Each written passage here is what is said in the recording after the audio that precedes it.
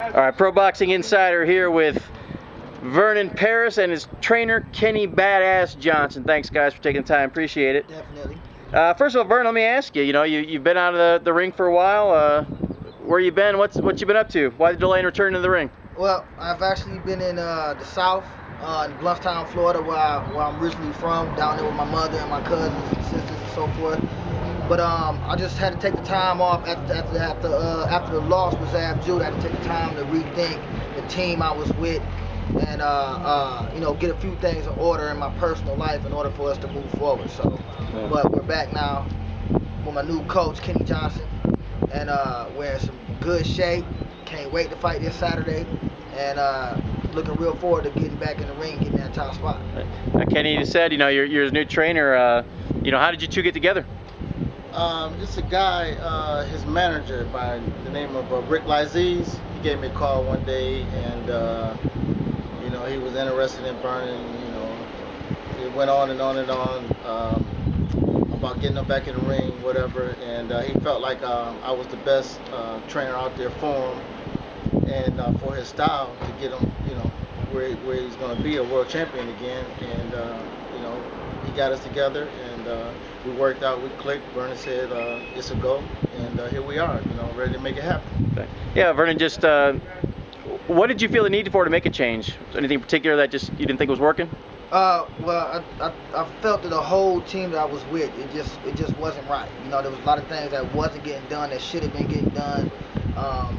There was stuff that was, just stuff that's needed in order for a fighter to be able to compete on that top level, and the absence of that stuff showed in that Zab fight. I didn't have no southpaw sparring for the fight. I don't want to make no excuses, but I didn't have no southpaw sparring for that fight. I had a couple amateur guys I was sparring with, and we was in Kalamazoo, Michigan in the snow. It was a lot that put me in a bad position fighting that fight with Zab, which I should have won. But, hey, how's it going? He fought a good fight. He came with some tremendous shape.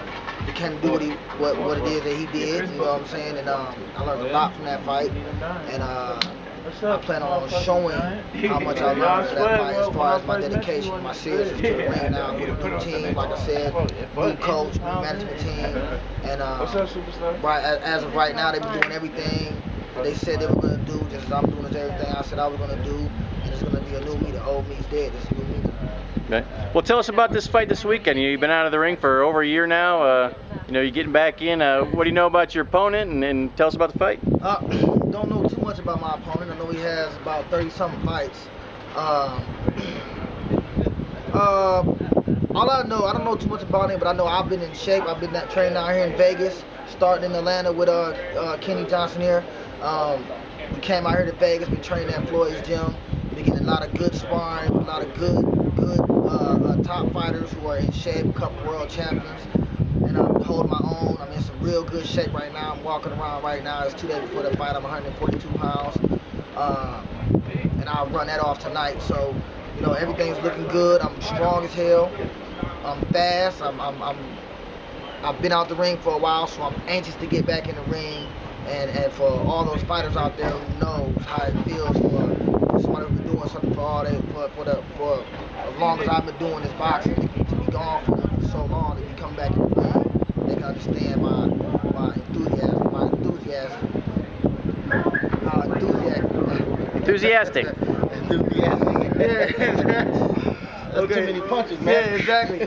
So everybody can understand how I feel about getting back in the ring. I can't wait. I'm anxious and I'm ready to go. All right. So Kenny, tell us exactly what you guys are doing here at the Mayweather Boxing Club. Well, like they always say, in order to be the best, you got to work with the best. You know what I mean? Floyd Jim, he's the best fighter in the world, so he's setting the trend for everybody, and the gym is loaded. He's been working with Celestino. Caballero. I got it right. WBA champion. It's numerous amount of guys that he's worked with here, and they're all on top of the game. They're all in good condition. We just want to, be the best. Like I said, we just want to train with the best. Right. Vernon, tell us. You run off a bunch of wins to start your career, undefeated. Then, like you said, your last fight, you got your first loss against Zab. what did you come away learning from that fight that you could take forward and make yourself better?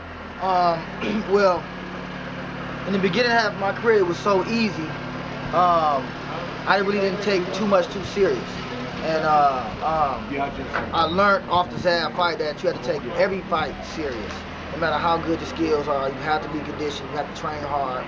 And even though I did train hard for the fight, I was in some good condition for the fight. But the whole thing was the tools that was needed for me to, you know, take it to that next level in order to compete at that level was not given to me. So therefore I came in there, you know, unprepared. You know,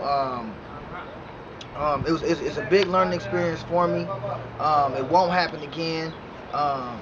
It's one of the worst feelings I ever felt, and I won't let it happen again. That's why I've been training so hard, working out every day, constantly. We started off doing 3 times a day. Now we're just doing 2 times a day.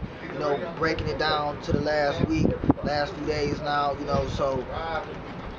And after this fight is over with, I plan on getting right back in the gym. I don't plan on taking no time off because, you know, like I was telling my coach and my team, 2013 is my year. Everybody's gonna know my name. If you don't know it, they're gonna know my name, and I'm gonna be a force to reckon with this year.